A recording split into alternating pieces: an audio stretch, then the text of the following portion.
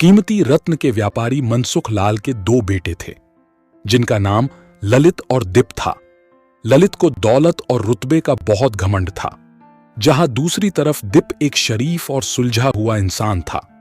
घमंड के साथ साथ ललित में ईर्ष्या और बेईमानी जैसे अवगुण भी थे।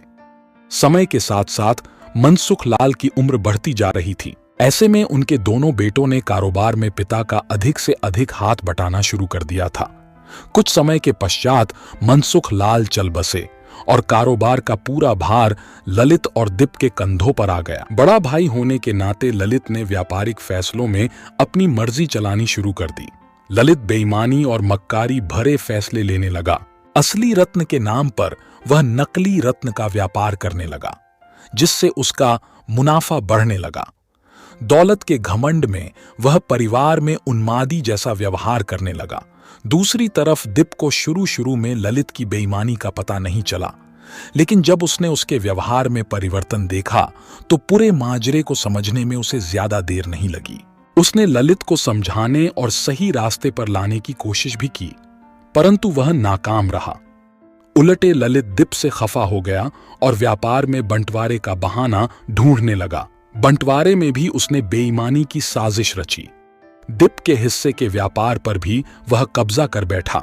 ललित के व्यवहार से दुखी होकर दीप ने शहर में दूसरी जगह अपना ठिकाना बनाया और रत्न के अपने व्यापार को नए सिरे से शुरू किया।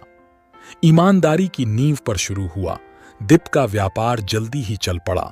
एक तरफ जहां दीप की ख्याति देश और विदेश में बढ़ने लगी, वहीं दूसरी तरफ ललित की करतूतों की पोल खुलने लगी। नकली रत्न के व्यापार के कारण रत्न बाजार में ललित की साख को जोरदार धक्का लगा और उसके व्यापार का दायरा सिमटने लगा। अतः नौबत यहां तक आ गई कि ललित को धन के अभाव में अपना घर, दुकान, सामान तक बेचना पड़ा।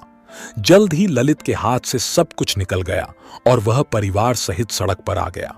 अब ललित को अपने किए पर पछतावा हो रहा था, परंतु उसकी तकदीर ने जो खेल खेला था, उससे आसानी से पीछे आना उसके लिए संभव नहीं था।